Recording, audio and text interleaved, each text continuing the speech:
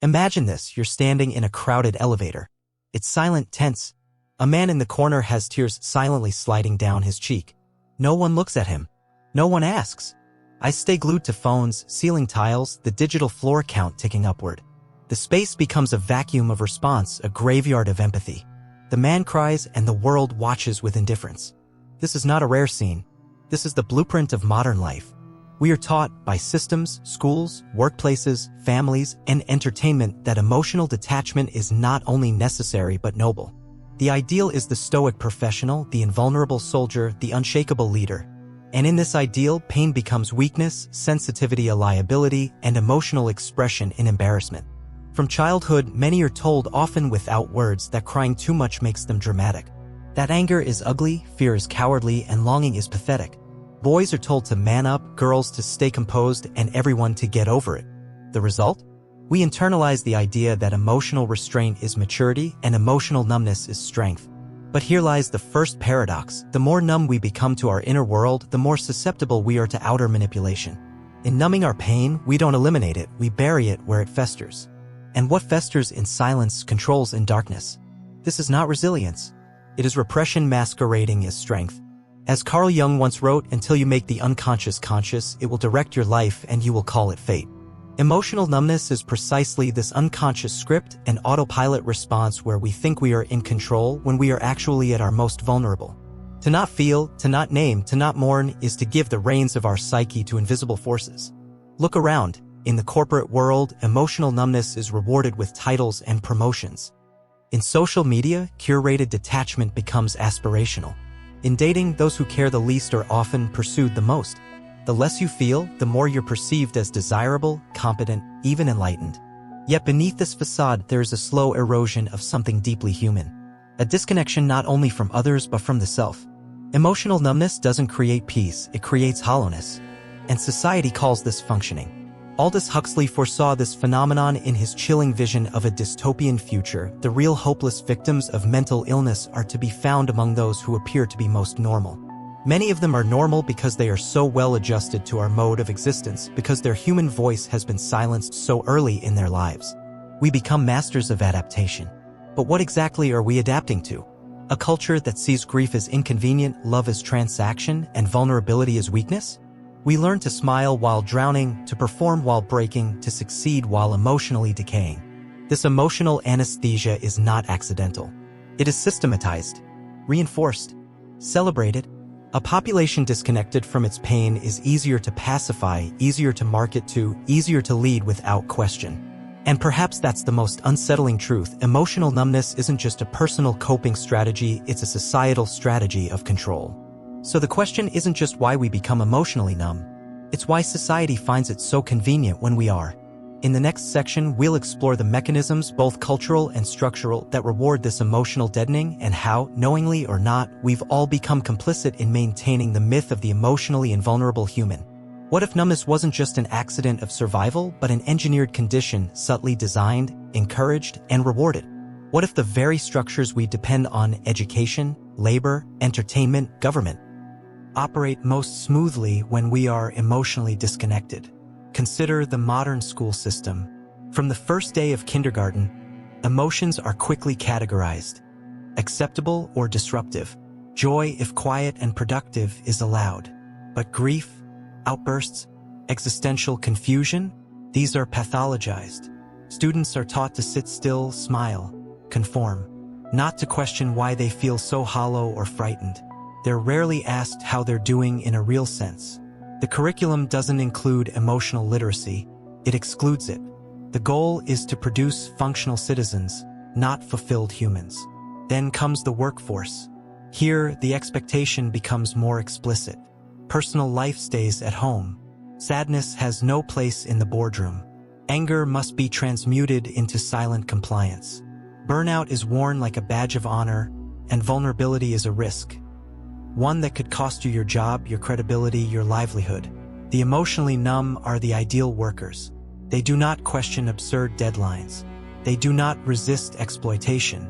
They take pride in being machines. And the cruel irony? The more broken they become inside, the more resilient they're seen to be. Suffering in silence becomes a performance. Viktor Frankl, who endured the inhumanity of concentration camps, saw through this illusion of functional numbness. He wrote, "When a man finds that it is his destiny to suffer, he will have to accept his suffering as his task, his unique task. He will have to acknowledge the fact that even in suffering he is unique and alone in the universe.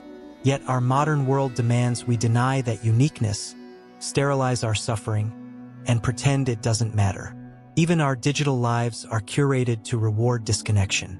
Social media, the omnipresent mirror of modern consciousness, teaches us to perform rather than feel. We share pictures with perfect filters, posts with witty detachment, stories framed in irony. The deeper the pain, the better hidden it must be beneath sarcasm or aesthetic melancholy. It's not real unless it's shareable, and if it's shareable, it can't be too raw. In politics, emotionality is seen as a liability.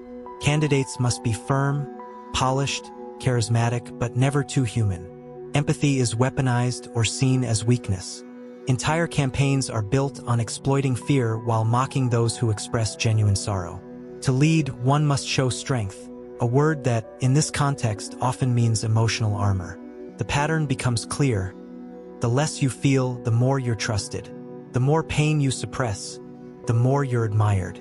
You become, in the eyes of society, a success story, but within, something ancient withers. Friedrich Nietzsche warned us, "Whoever fights monsters should see to it that in the process he does not become a monster."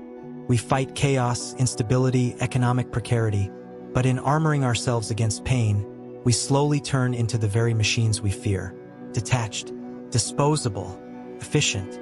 There's a reason so many people feel like imposters in their own lives. A reason why burnout is now endemic, why anxiety disorders are skyrocketing, and why loneliness is described as an epidemic. These aren't glitches in the system. They are the system, and that system depends on our emotional detachment to keep grinding. So we must ask, who benefits when we go numb? And what do we lose in return for being seen as strong? In the next section, we'll delve into the psychological toll of emotional numbness, not just on individuals, but on the collective soul of society. What happens when a civilization forgets how to feel? What happens to a society that forgets how to feel?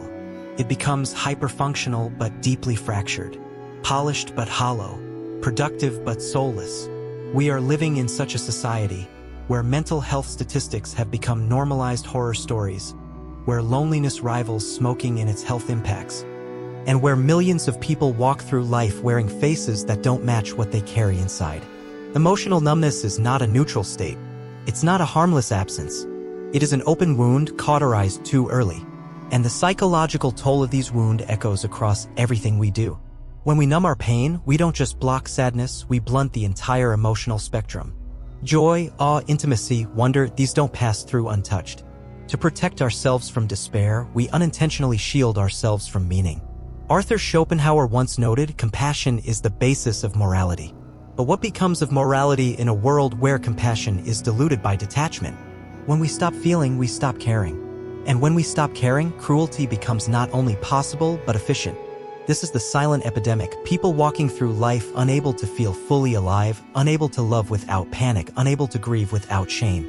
We call it depression, burnout, apathy. But often it's a deeper spiritual dislocation, a loss of self caused by a culture that rewards disconnection. Emotionally numb individuals often look functional on the surface. They wake up, go to work, pay bills, make small talk, smile on cue. But beneath the surface, they're running on fumes. Their dreams feel distant. Their relationships lose texture. Their inner world becomes quiet, not peaceful, but eerily empty. When emotional suppression becomes habitual, the psyche revolts in strange ways. The body starts to scream where the voice cannot, panic attacks, chronic fatigue, mysterious illnesses. The soul leaks out through the cracks in daily life. We become addicted not always to substances, but to distractions. Overwork, screen time, food, performance. Anything to avoid the silence inside. Jean-Paul Sartre wrote, "Man is nothing else but what he makes of himself." But how can one make oneself if the building blocks, our emotions, are numbed? Numbness makes self-awareness nearly impossible. We cannot shape our lives consciously if we are estranged from the very feelings that give life direction. On a collective level, emotional numbness creates dangerous cultural blind spots. Atrocities can unfold quietly when populations are emotionally desensitized. Suffering becomes statistics. Injustice becomes normalized. The world grows louder, more violent, more fractured, not because we feel too much, but because we feel too little. Even our relationships, meant to be the source of our deepest connections, begin to suffer. Intimacy requires vulnerability, presence, and empathy. But when emotional numbness is the default, connection becomes shallow. We ghost each other. We perform love instead of experiencing it. We become afraid of needing each other. The irony is brutal. In striving to protect ourselves from pain, we isolate ourselves from life. So many wander through life like ghosts in their own story, haunting the edges of their desires, unable to fully enter the moment. They want to cry but don't know how. They want to love but fear the fall. They want to scream but the voice is gone. This isn't a failure of character. It's the byproduct of a culture that has systemically stripped emotional depth from its citizens and replaced it with performance, production, and perfection. In the next section, we'll look deeper into the emotional economy of our time, how commodified culture takes advantage of our disconnection, monetizes our numbness, and sells us back hollow imitations of what we've lost. If society rewards emotional numbness, then the marketplace capitalizes on it. Our collective disconnection isn't just an unfortunate side effect of modernity, it's a business model. In a culture where people are detached from their inner lives, their hunger for meaning, intimacy, and feeling becomes a goldmine. And this hunger, unspoken, barely conscious, is precisely what keeps entire industries alive. The emotionally numb are ideal consumers. They crave stimulation but fear vulnerability. They want connection but settle for dopamine hits. They long for transcendence but reach for entertainment.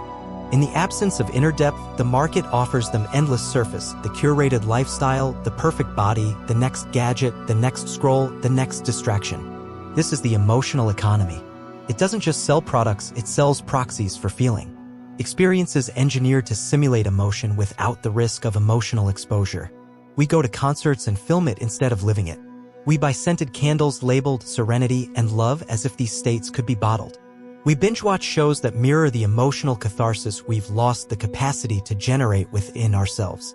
Aldous Huxley warned us with chilling precision, we are being made to love our servitude. In a society addicted to comfort and convenience, we willingly trade emotional depth for simulated connection. The price is our authenticity. But the market doesn't care, it thrives on that trade. Think of how self-care has been commodified. Once a radical act of inner reconciliation, it has now become a multi-billion-dollar industry. Bubble baths, serums, subscription meditation apps, all promising peace, but few encouraging actual introspection. Because true emotional healing can't be sold. It's slow, uncomfortable, and demands facing the very feelings we've been taught to suppress. Even our identities are up for sale. We're told who to be, how to feel, what to want. Express yourself, says the ad, by purchasing this brand. Be unique, says the influencer, by following the same trends. Emotional authenticity becomes a costume worn for clout. We learn to package ourselves, sell ourselves, and eventually forget who we were before the packaging began. Nietzsche once said, "He who has a why to live for can bear almost anyhow." But what happens when that why is hijacked by corporate narratives? When we're sold meaning in fragments and slogans? The marketplace doesn't just numb us, it shapes our existential compass. We are given answers before we've even had the chance to ask the questions. And when the hollow substitutes inevitably fail, when the online validation doesn't soothe the ache, when the products don't make us whole, the blame is turned inward. You're not working hard enough. You need better habits. You need more discipline. So we double down. Try harder. Spend more. Numb deeper. It's a closed loop. We suppress emotion to survive in society, then society profits by selling us artificial emotional experiences. Meanwhile, our real needs, belonging, intimacy, meaning go unmet. Unspoken. Unseen. There's a reason why we're more medicated, entertained, distracted, and anxious than ever. It's not because we feel too much. It's because we no longer know how to feel. And instead of healing this disconnection, the culture profits from it, like a doctor who thrives only if the patient stays sick. In the next section, we'll examine what it actually takes to reclaim emotional aliveness, not in opposition to the world, but in defiance of the systems that benefit from our numbness. To feel deeply, fully, unapologetically is now an act of rebellion. In a world that rewards numbness, to reclaim your emotional life is to step outside the script. It means refusing the hollow comforts sold as peace. It means listening to your own pain instead of silencing it. It means peeling off the mask you've worn so long you forgot there was a face beneath it. But make no mistake, this reclamation is not romantic. It is not aesthetic. It is not soft music and gentle journaling under mood lighting. Reclaiming the right to feel is a confrontation, a psychological exorcism, a declaration of war against the internalized systems that taught you your feelings were a liability. Most people carry unprocessed grief buried under deadlines, humor, denial. Grief not just for lost loved ones, but for lost selves. The child that wasn't protected, the teenager who swallowed fear, the adult who abandoned dreams just to survive. These aren't mere memories. They are living wounds frozen in time, waiting to be felt. Carl Jung believed that only the wounded physician heals. But to be a wounded healer, one must first acknowledge the wound. Society tells us to patch it up, move on, distract ourselves. But healing doesn't come through distraction, it comes through descent. Into the chaos, into the fear, into the shadow. To reclaim feeling, we must first enter the places we've avoided. Anger that was suppressed out of fear of rejection. Shame that calcified into self-hatred. Longing that was buried beneath performative detachment. These aren't flaws. These are sacred signals. They are the psyche's language calling us back to wholeness. Feeling them fully doesn't make us weak, it makes us real. But to feel again, one must also face the inevitable backlash from within and from without. Inside, the ego resists. It whispers it's too much. You'll fall apart. But what if falling apart is the first step toward becoming whole? Outside, the world resists too. The moment you stop performing, others may grow uncomfortable. Vulnerability exposes not just your truth, but their numbness. And some would rather retreat into denial than confront the raw humanity in another's eyes. But the alternative, continued disconnection, is far more dangerous. Jean-Paul Sartre reminded us that freedom is what you do with what's been done to you. Society may have trained you to shut down, but the act of feeling honestly and fully is the first step toward reclaiming that freedom. And in doing so, you don't just liberate yourself. You become a mirror for others. You become dangerous not because you're aggressive, but because you are awake. Feeling again means giving yourself permission to break, to cry without shame, to rage without guilt, to love without pretense. It means building spaces, relationships, communities, inner sanctuaries where rawness is welcome. And this path isn't about becoming constantly emotional. It's about becoming emotionally honest. About aligning your inner world with your outer actions. About living in a way that is congruent, alive, and present. This is the quiet revolution, one that happens not in protests or policies, but in living rooms, therapy offices, late-night journal entries, and quiet moments of courage. It's a revolution of rehumanization. In the final section, we will explore the deeper philosophical implications of choosing to feel, how emotional aliveness becomes the foundation of meaning, and why, in the end, it might be the very thing that saves us, not just individually, but collectively. Somewhere deep inside you, a question pulses quietly. What is the point of all this? The work, the silence, the endless effort to be functional in a world that feels increasingly fractured. The question doesn't go away when ignored, it only grows heavier in the absence of feeling. The truth is this: we are not meant to merely survive. We are meant to feel, not as an accessory to life, but as the essence of it. The heart was never designed to be a machine. It was designed to break, mend, open, grieve, celebrate, ache, and rejoice. And every time we deny it that right, we lose something irreplaceable: our capacity for meaning. Meaning cannot be outsourced. It cannot be downloaded, purchased, or manufactured.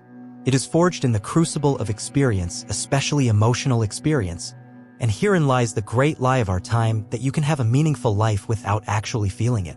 Viktor Frankl, survivor of Auschwitz and father of logotherapy, knew this intimately. When we are no longer able to change a situation, we are challenged to change ourselves, he wrote. And in the darkest places of human existence, he found that those who clung to meaning, even in suffering, retained their dignity. But meaning for Frankl was not abstract. It came through relationships, responsibility, and a courageous encounter with one's inner world. To feel is to return to that world, to rebuild the bridge between action and essence. And in doing so, we begin to reverse the soul-deep erosion that emotional numbness brings. We begin to reclaim not only ourselves, but each other. Because this isn't just an individual journey, it's a collective one. A civilization that suppresses emotion suppresses empathy. And a society without empathy becomes capable of atrocities, not because it is evil, but because it has grown indifferent. Indifference, as Elie Wiesel said, is the epitome of evil. But imagine what becomes possible when enough people refuse numbness. When we begin to honor sorrow instead of silencing it. When we see vulnerability not as weakness, but as evidence of a living soul.